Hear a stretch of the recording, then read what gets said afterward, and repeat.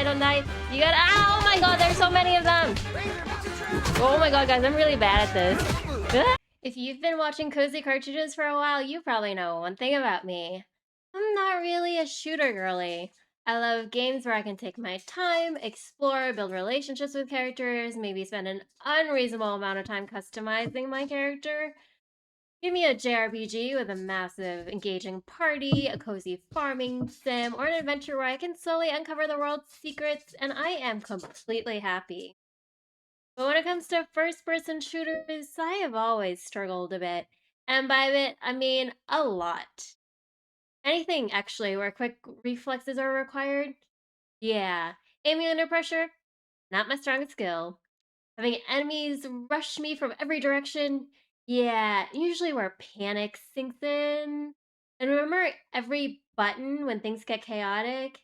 Let's just say my muscle memory isn't exactly winning any awards. And yet, this year I wanted to try something different. I wanted to find a shooter that could click for me, and so when Mouse PI was announced, I thought, hey, this might be the one. Everything about it looks like it could be approachable.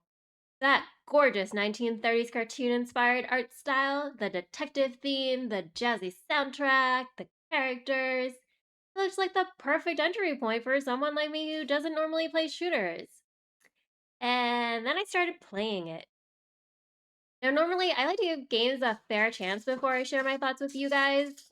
You know, I like to put in at least around 10 hours before I comment on them. But at the same time, life's too short to spend your limited time, playing games you're just not enjoying. And in fact, as I was playing Mouse PI, I thought, there's actually another game I'd rather be playing. So today I want to compare Mouse PI for Hire with the other game I'd actually would rather recommend to beginners of the FPS genre. So, if I only have time for one shooter, which one is it gonna be? Let's find out. Hey friends!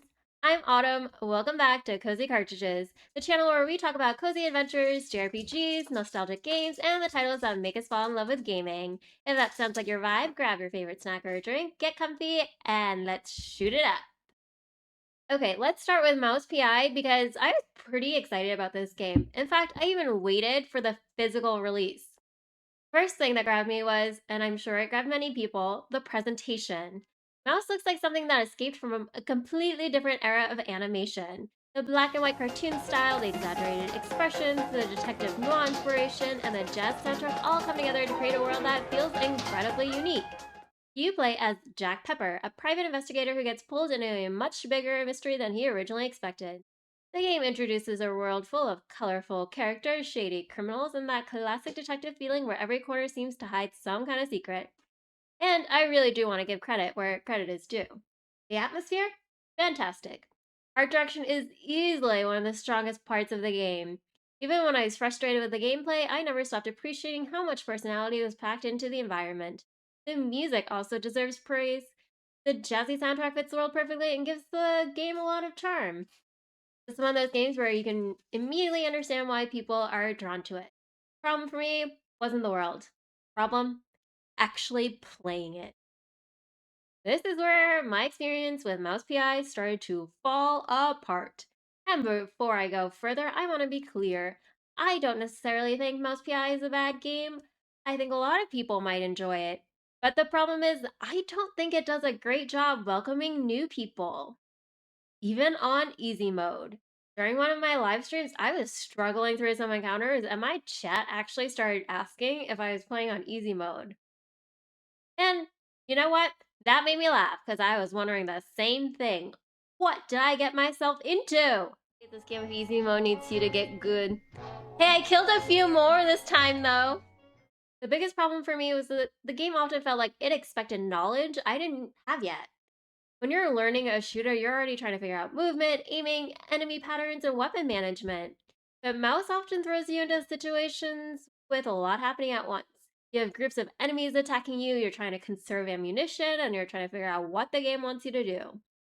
And the limited ammo was probably the biggest frustration. There's ammo! I need it! I should frickin'. Oh no, I'm out of ammo! Oh no! Too many of them. Oh no, I'm gonna die! I'm gonna die! Ugh. I understand that resource management can create tension, but when you're still learning the basics of a shooter, running out of bullets while surrounded by enemies doesn't feel like a fun challenge. It feels like the game is punishing you before you've really learned how to play. There are also some moments where I found myself wondering if I had accidentally stepped into a different genre. At one point, I fell somewhere and couldn't figure out how to get back up while enemies were still shooting at me. And of course, I was out of bullets, so I could not shoot them back. I fell. Now I'm stuck. Another time, I pressed the wrong button while trying to crouch and crawl into a vent, fell onto a poisoned floor, and immediately died. And I was thinking, we're playing a shooter here, not a hardcore platformer or a Metroidvania. What the heck just happened?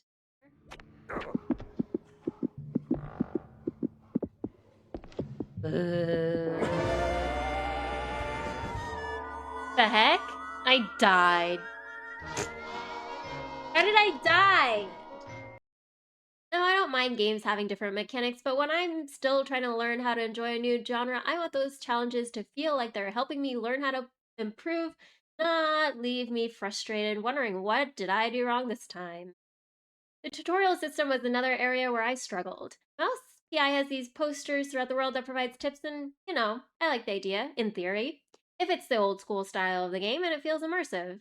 But as someone learning the genre, I just kind of wanted more direct explanation. The game will tell me which buttons let me jump, but I still found myself figuring out basic controls like shooting and combat flow. Shoutouts to Mr. Variant for telling me that ZR is shoot, or I would have sat there and continued dying for quite a while.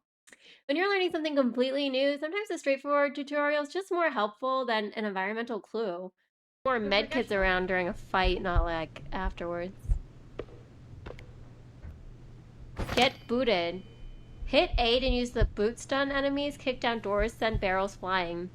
Don't you think it's a little late for that tip?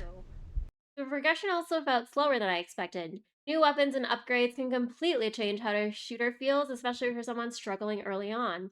So I found myself wishing the game gave me more opportunities to experiment sooner. Now, one thing I do want to praise is the broom. If you ever get lost and don't know which way you're supposed to go, the little broom clues you in the right direction. I love that. Okay.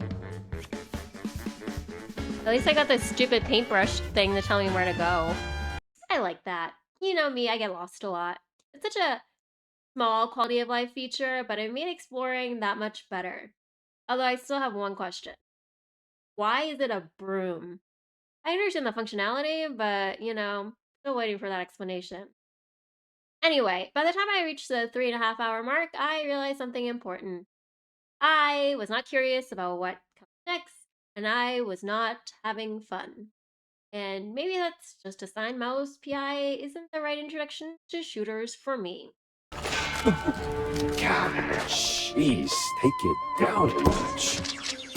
So, if you've been on this channel before, you know another shooter I tried this year was Pragmata, which actually pleasantly surprised me. Because on paper, Pragmata sounds like it should have been the harder game. You've got sci-fi, robots, hacking mechanics, and a combat system that combines multiple ideas all at once. But the first thing that stood out to me was the relationship between the characters. This story follows Hugh, an astronaut caught in a mysterious situation, and Diana, a young android who becomes his companion throughout the journey. Hugh has that practical, determined personality of someone trying to survive and figure out what is happening, and Diana brings a lot of childlike curiosity and emotion to the story. Their relationship gives the game a lot of heart. Now we got deer. They look like family. Probably a buck and his fawn. So their DNA is a 50% match.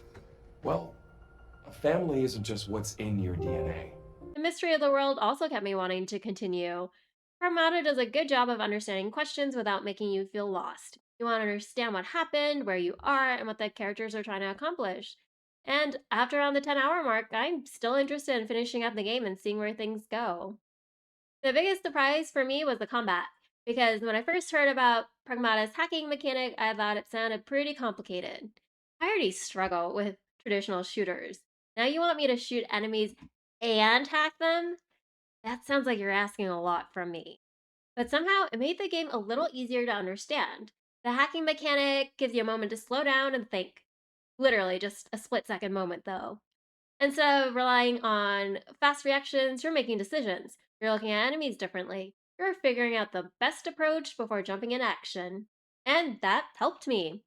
Pragmata doesn't feel like it expects you to already be good at shooters. It teaches you.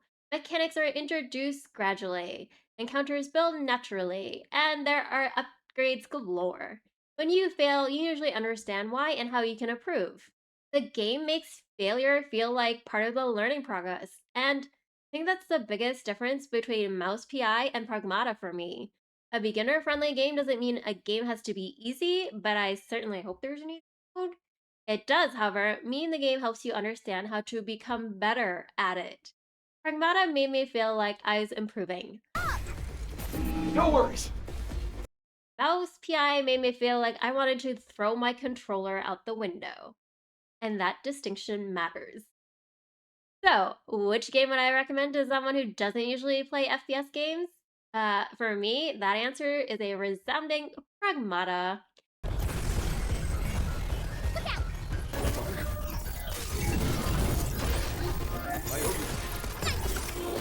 And the reason's pretty simple. Mouse has cool things going for it. The visuals are great, the music's cool, world's creative and memorable, albeit probably a little cheesy for some. Sorry guys, you know I had to. But as an introduction to shooters, I think it's better suited for someone who already understands the genre and appreciates that old FPS boomer shooter style. Pragmata, meanwhile, feels like a game that wants to bring new players in. It gives you time to learn, it explains its systems, it lets you build confidence. And more importantly, it made me want to keep playing. Because after years of saying shooters aren't really my thing, Pragmata made me realize I just hadn't found the right one yet. And maybe there's hope for me yet. Mouse PI made me feel like I wasn't good enough to enjoy FPS games, and Pragmata made me feel like I could actually learn. So if I only had time for a one shooter in between JRPGs and cozy farming life sims, I'd rather spend that time with Pragmata. But those are just my thoughts. Now, what about you? Have you played Mouse PI for Hire or Pragmata? I'd love to know what you thought of both or either games. Did Mouse PI click for you? Did Pragmata surprise you? Or do you think there's another beginner-friendly FPS that deserves more attention and that I should maybe try? Let me know down in the comments below. I always love hearing from you. Thanks so much for watching this video. If you enjoyed it, please don't forget to like, subscribe, and turn on your notifications for weekly cozy gaming content. Until next time, may your aim be steady, your ammo plentiful, and your next gaming adventure welcome you with open arms.